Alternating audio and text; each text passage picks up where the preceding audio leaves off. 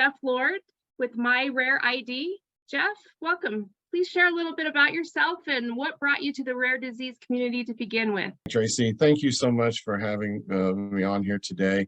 So I guess we'll start with how we became involved with the rare disease community. And actually Eden had been involved with it years before me because of some family history there that we later found out was rare conditions with her grandfather and then her dad. But what really flung us headlong into it was in 2009, Eden gave birth to a beautiful little girl. Her name was Cambria. And she came out, she was the biggest of our four babies, but she was, kind of jaundiced, and we did in for a lot of blood work and stuff. But at about 4 months of age, she had a crash. She had a crisis moment. She almost died. And we were able to get her to the hospital. And when we got her to the hospital, her blood sugars were 23. And we didn't know what was going on. And, normal blood sugar range is like between 90 and 110. So that's kind of give you an idea of where that crisis moment happens at. But she was getting very low, so low that she was either going to go into shock, or she was going to have brain damage. There was just a number. She was just right on that cusp. And we were fortunate that we got her in that time. We spent a week at Children's Mercy Hospital in Kansas City in the NICU. And at the end of that, she almost died in the NICU as well. She came very close again. But at the end of that week, we left the hospital and had no idea still yet what was happening. They didn't call it a rare disorder. They didn't call it a rare disease. They came up with a really fancy name called panhypopituitarism. And we had no idea what that was. It wasn't on any of the papers they gave us. And we also was told that she had another condition called secondary adrenal insufficiency that is caused by her body not producing cortisol, which, it happens under stressful moments. So what had caused her crash is that she was a growing baby, but like with any other babies, that they want to sleep a little bit longer through the night if they don't wake up and want to be fed. And so she slept through the night. And by the time the morning got there, her blood sugars had fallen so low because her body wasn't telling herself to produce glycogen to offset what the pancreas was kicking out in insulin. So that began our journey. And I still remember it. Eden talks about it a lot. She's like, I was clueless. I had no idea what was going on. And I was there when they told us about it, just right there with her. But when she said, if I can remember Peter Pan, I'll be able to go home and I'll be able to research it. And you have to remember, in 2009, smartphones had just been out for a couple of years. Internet was just beginning to grow, but we had no organizations. We had no idea how to treat this. They told us that the instructions that we had was just take your baby home, wake her up every hour and a half to 2 hours, and give her apple juice laced with cornstarch, and that'll keep her blood sugars level until we can get you on growth hormone and we can get you on some cortisol. And that's going to take a while because insurance isn't going to be happy that you're going to be going on human growth hormone. And they were right about that. So we were setting like 3 alarm clocks. We were getting up, we would take shifts and turns. And so that began our journey into this whole process. Well, we quickly discovered that how that led to the My Rare ID portion. Eden was like, we have to do something about this. And we found out that we needed to carry in, for us, an emergency injection of Solucortef, which is basically liquid cortisol, that if Cambria were to break a bone, or she were to be in an accident, or she has the flu, becomes dehydrated, then we need to give her this injection in order to save her life. Okay, and we have about, from the time with the onset of the crisis, we have about 45 minutes before she becomes really, really critical. So we began to look into, well, okay, so if we're in an accident and we're hurt, what happens? And we found out that Solucortef, while it's not an expensive drug, is not something that's used a lot. And because there's only so much room on the trucks or ambulances or even on the ER floor, they don't stock it because they just don't use it that often. So in the situation of an emergency, the EMS would not have her injection. And if they didn't know about it, and even if they did know about it, they weren't allowed to give it. So if we were hurt or incapacitated or had died in the accident, then Cambria would have no one there to figure out what was going on in that moment. So it circled back around to, what do we do about that? How do we notify people about it? And we tried raising awareness with EMS in Kansas and Missouri. Before we left, Missouri had adopted that EMS could give patient carried meds like a deep muscle injection. But in Kansas, it still wasn't that way. So we had to come up with a way to do this. So back in about 2015, Eden's like, QR codes are really big. Let's, we have a company that we host, websites, and we host resources. Why don't we do this ourselves? And so we did.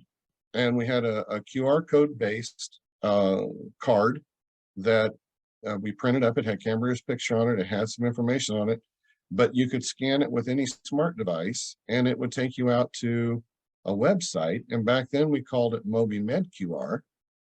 And it would take you out to a website. You entered a 4-digit PIN and voila, there was her profile. And it had what her condition was. It had a picture of her. It had, this is how you administer an injection. And more importantly, it had a list of her updated protocols that came directly from her doctor that we were able to scan and upload directly into her profile. And that became very critical because shortly after that time, Cambria had another crisis. And this one was the flu. She was vomiting. We couldn't get her to stop. She became very dehydrated. We called the on-call doctor. It was like 1 o'clock in the morning. We called the on-call doctor. He said, get her to the ER. I'll call ahead. Which ER are you going to? So we walk in. I didn't go. I stayed home with the other kids. Eden took Cambria. We go to the ER. She goes to the ER. She beat the doctor calling the ER to let them know. And so they're giving her a hard time at the front desk about checking her in. And Cambria collapses in the waiting room. She just collapses. So they rush her back. They get her in a bay. And the doctor comes in and he goes, I understand that we have a situation here with a rare disease patient. And she said, that's right. She needs Solu-Cortef. And he's like, well, we have a problem. He goes, our computer systems are down for maintenance and they're going to be down for the next hour. So he said, I have no way of accessing her protocol and I can't get a hold of her doctor to find out what that protocol is.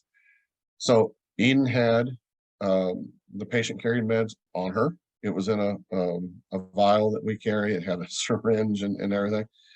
She scans the QR code. She pulls up the protocol. She hands her phone to the doctor and she goes, here's the protocol directly from your doctor here at the hospital. Can you use that? He reads it. He's like, okay. He said, I need her medication.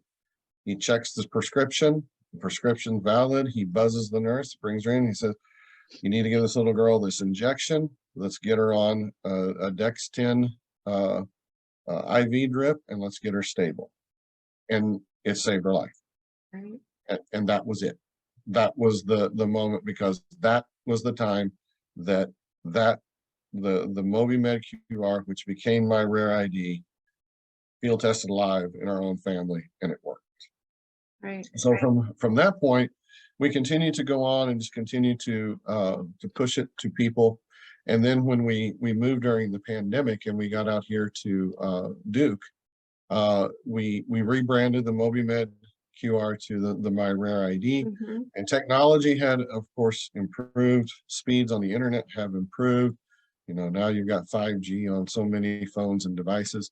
So now the profile is very similar to the same. The concept is the same. You scan a flow code, you enter a secure PIN on a site, it pulls up that patient profile. And the My Rare ID profile is not a complete medical record. It is an emergency medical record. But it doesn't matter where you're at, doesn't matter who scans it, as long as, if they're there to try to help you.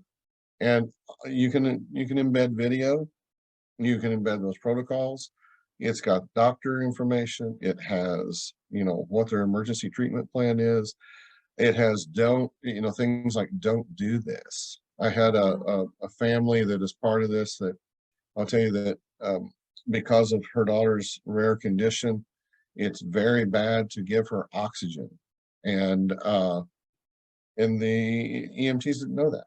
And she had a crisis, was having trouble breathing. Well, what's the first thing you would think to do? Well, she needs oxygen.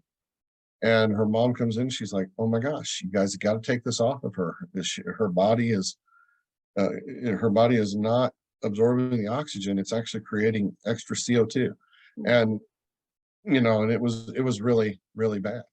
But she comments, she goes, if I would have had this card and I would have been able to scan the profile to it, I would have been able to have, saved her a lot of grief and pain and suffering to go down that line. So in addition to the card, we do also offer waterproof stickers. We have them on our cars.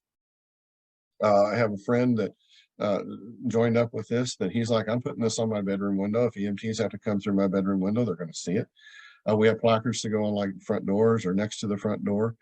We have keychain rings that can go on backpacks, or your key rings that they're easy accessible. It's got the code on it too that you can scan and pull it up. So I can tell you that the product has saved our daughter's life. What we do with it. And it's not for just if you're traveling or that you're out and away. I'll give you another example just real quick, is that like right here, we had a guy tell us that there's a couple of counties that the county lines are very close. And if you have an accident or you have a crisis, those two counties fight over who gets to come and get you or not. And this gentleman who just shared some information with us today, he's like, my daughter had a seizure and it took them 6-7 minutes to figure out which ambulance was going to come. And 6 to 7 minutes is an eternity if you can't breathe. So what we see as My Rare ID is not just about, I had somebody tell me, they said, well, I'm not going to be traveling. That's okay. But you're in your car, and if something happens that you're incapacitated and your child's not, are they going to be able to advocate for themselves? And so this is a tool to use for that, and it's a magnificent tool. So that's a little bit about how My Rare ID came to be and our story behind it. And we're very fortunate that Cambria carries one with her. She carries her own emergency injection to school, and all of the school faculty know about it. They know that they can scan her little key ring and get that information. The nurses know about it. They know where to look for her injection because of that. So a very powerful thing for a rare disease patient to be able to have and to be able to have access to. Right. I totally agree with you. You mentioned when they scan that QR code that they type in a 4-digit code. Is that something that's visible, the 4-digit code as well? Yes. So when it goes out, it'll say, enter your PIN number. Well, the PIN number is available on the card. Okay. So somebody just randomly going out, if they would happen to access the profile, which they shouldn't be able to, but anything's on the internet, but they have to have that PIN number. Well, if you're an EMT or an emergency room doctor or a grandparent, then you're not going to have that code memorized. You're not going to know what it is. So it is on the ID card or the sticker. And the record that pops up is a read-only copy. It cannot be edited from accessing it that way. And again, it's only emergency information that you're putting out there. So it is up to the patient what they put out there, but it is password protected. So we use kind of a 2-factor authentication to be able to access it that way. Okay. And on a subscription, is this a monthly subscription that families pay? Is it a yearly subscription? It is an annual subscription. We don't do month to month.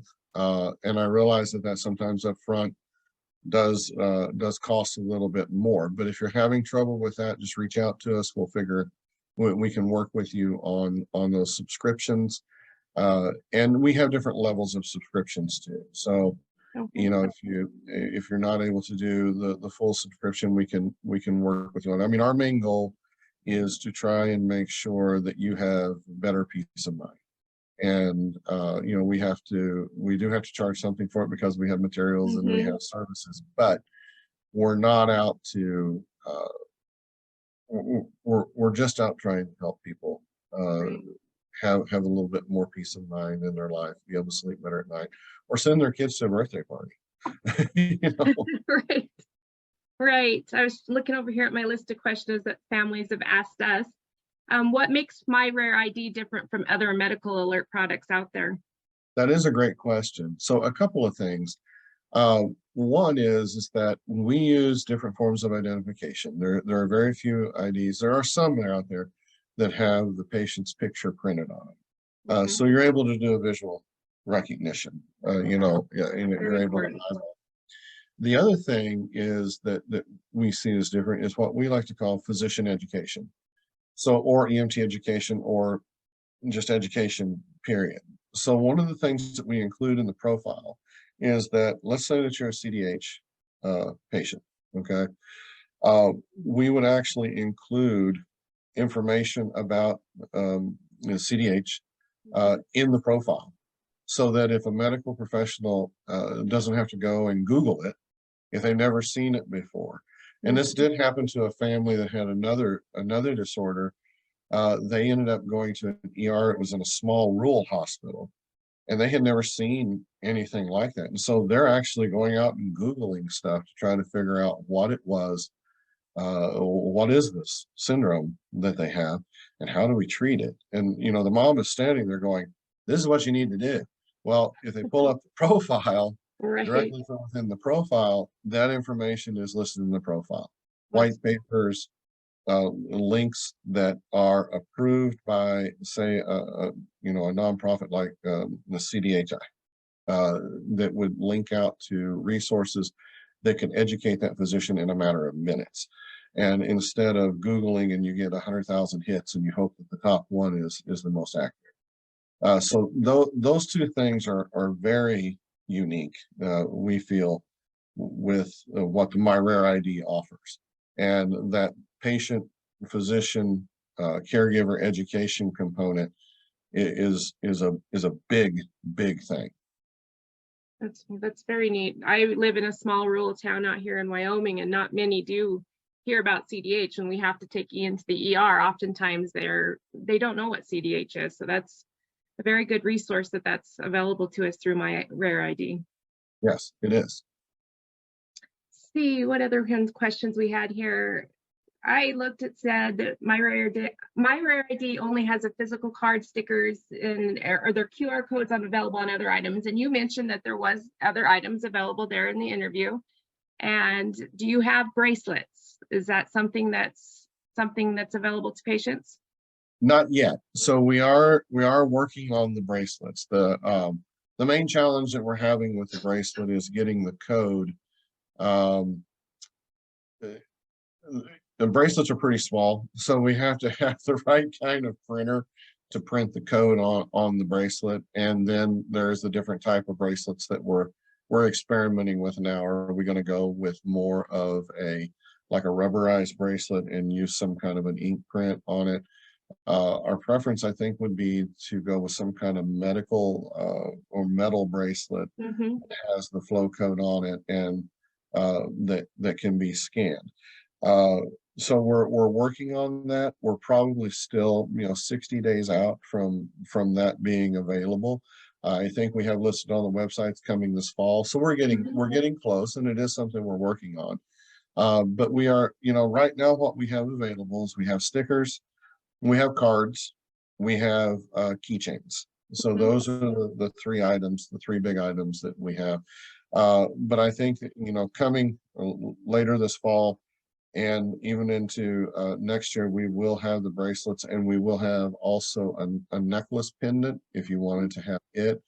You know, again, there, you're not going to have a whole lot of information on it other than scan the flow code and a PIN number Right. that's on the back of it. But, you know, it will get them access to the profile. That's what I was thinking, you know, my young adult, he's 18, you know, I think a bracelet would be a great idea for him to be on himself because he's out by himself. And if he was ever in a car accident or anything like that. Right. Yeah. So that is going to be something that we are working on very quickly to try to get implemented sooner rather than later. Mm-hmm. Jeff, I think what you have shared today about My Rare ID is very important for our rare disease community. And I thank you very much for sharing more about My Rare ID and answering questions. And we look forward to working with you and moving forward. Well, thank you so much for having me on today. We really appreciate the opportunity. And if anyone has any questions, they can just reach out and contact us. That's wonderful. And we'll put the link in the interview there in the podcast for anybody that wants to go out and look at My Rare ID and sign up, or look around and shop. We'll make that available to our members. Well, thank you. Appreciate it. Thank you.